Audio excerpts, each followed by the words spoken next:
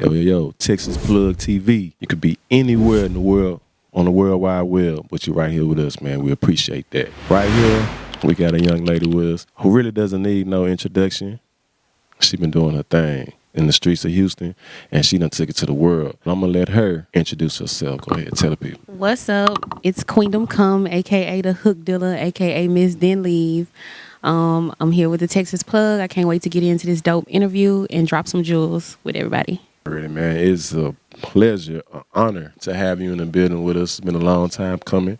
You may or may not remember it, but while we was building this platform, you're like one of the first people to actually give us a drop. You know what I'm saying? It is your girl, QUEENDOM COME, a.k.a. OG Queen, a.k.a. the Black Mamba. And you ain't about that life, but we're here with the Texas Plug TV. Welcome to Houston. Yeah, I really appreciate that. It's hard to forget those type of moments right there. But yeah, man, it's been a long time coming, man. Go ahead and tell the people where you from. You know what I'm saying? Tell the people who you are, where you from, and how you got the name Queen. Well, first of all, I'm from that east side of Houston, where the gorillas reside. Had to throw that out there. But I'm from the east side, and like I say, the east side is kind of the sway area of Houston. Most people talk on the north and the south, but everybody done came to the east, from like Big Pokey to Killer Leon, J-Dawg, Slim Thug. You got to come to that east, and once you get that east side love, it's a love that don't go nowhere. Like, you really gonna blow if we gonna jump in and sway you aside from your side of town where you from. So the east side, we ducked off, but we a little different, and we work hard. I'm a reflection of that. I represent for my whole side of town, and I represent for the city of Houston, state of Texas, for the queens in general. The name Queen really don't have nothing to do with music. I got my name from being a queen for real in the streets, and being a mother, and always being respectful with my homies, but checking shit accordingly as well, but never looking for trouble, just handling trouble if it come my way, but always on a positive note for the most part. So you say you're from the east side. I first were introduced to you through maybe SDS, I believe. And from what I know, they're known from the north side, from the northwest. How did that pick up? How did that happen? Well, this happened like right around J-Dawg behind 10-2. He needed somebody to come sing on some hooks and stuff, and they still had the hog pen. So I reached out, and if you know Jay, he not responding right away for a day or a month, who knows. But he responded, and it took me a little bit, but I pulled up on him. We pulled up on Mug, rest in peace, my brother, and I played him some of my stuff. I just played him some stuff like tracks he rapped on too. So he like, wait, you the female version of me? Like, nah, you got me messed up. These people got to hear you. You need to come to the studio. So it's like, from then, I've been adopted to the north side, like they say. That's my second home, of course. I love the north side. Shout out to Acres Home, the whole north side Stunner Gang, Trey 100 and Alley Cat, they have a lot to do with my beginning as well. So just to get the stamp at Acres Home, one of the biggest neighborhoods in the country, that had a lot to do with my stamp in Houston, So what was it like being like one of the only women around all the guys, all the fellas? I mean, like I say, I'm queen for real. So that come with it. Like, most of my life, I always been, if not the only female, one of the few. But I guess my energy speak for itself. It's always good to have the love and respect from my homies, but I also treat that with care, because I know if I say somebody playing with me, it ain't no returning from that. It's like, I can't be one of those loud, messy, oh, I'm in this, I'm in that, because my people coming for real, So I'm always careful about how I carry myself, and it's never been an issue. Sometimes fellas get in their feelings, but I'ma outwork you. So if you got a problem, then outgrind me, and then we can talk about it. But if not, then keep it to yourself, So. What type of music were you into coming up, and like, what type of child were you? Like, did you get in trouble? Were you in the school? You in the sports, guys? So I always been a Mac. But I love sports. I always been into music. Scarface is my big cousin, so I've always been, even Johnny Nash, I don't know, I can see clearly now, the rain is gone. That's my cousin as well. So we have legendary bloodline. But I was a good student. I was a straight A student, but that was really to kind of disguise me in the streets. Like, my mama didn't play, so she wanted me to be, as best as I could. So of course I'm making good grades and stuff, but I'm definitely in the streets, headed to the south or to the north to grind a little bit, So yeah, that's that. I love music all my whole life. I've sung in church, did all that, But coming out to do music really wasn't my plan. Like I told Jay, I sing on some hooks, and like some of my homies back in the day, like with Hefner. I don't know, he was the DJ at DJ Hefner, like my brother. He knows that when I come to the studio, it's more therapeutic than I want to put something out. So me even coming out doing music was a step that was different for me. So Okay, so music wasn't even your first love, basically what you're saying. it was my first love, but performance-wise, Putting it out, right? Okay. songwriting always been that. Right. So what was the line that you had to jump over? Like what made you go from, hey, I'm just doing this music as therapy to, you know what, I'm queen?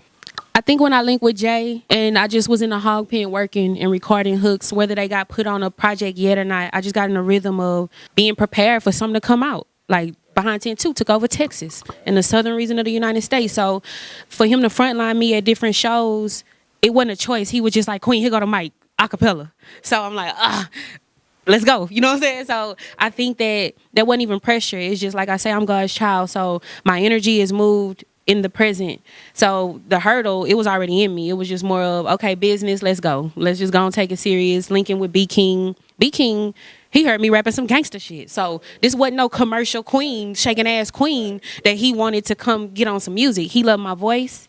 And he was like, look, let's vibe out. I went and did like 5 songs with B King the first day I met him. So after that, with Slim, I got 2 songs with Slim. I got songs with Baby Bash. A lot of music came out in my first WAP. So that's what really forced me to take it serious. Musically, do you remember the first song that you ever made, that you wrote? Yes. What was it? Tell us about that experience. This is what I want to tell y'all. My first song, really, I was like in 7th grade and I did music with New Wine. He Nuano now. It was crazy, huh? It was Christian music, but that didn't count. My first song was called Thugs and Kisses. It was one of the big homies. He didn't take me serious. I was young, like he wasn't even. He's like, oh, you rap? Okay, cool. I smashed it. I know I did. But when he heard it, he didn't want me on the song no more. So Thugs and Kisses was my first song. I smashed him and his homie on the song. It's my song now. And we just I'm going to live with that. No, never. I was a kid. You remember when you had to rap straight through? Can't mess up. That was one of them. So I was a little kid. They was older, feeling themselves. And I was queen then, a little girl, stepped on their song, and they didn't want me on it no more. So shout out to y'all. Hot, got to go plaque now. Ooh. So let me ask you this. Coming up in Houston, you already know what it is in the H.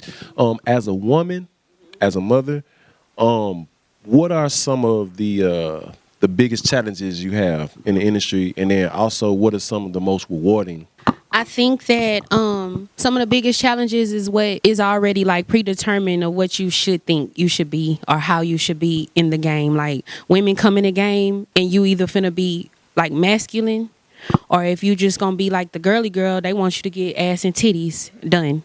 You gonna get thighs and stomach from me until I feel like giving you whatever else. You know, you gonna get queen, like you getting all this, I can pull whatever. You know what I'm saying? So I think that that's a game of keep up.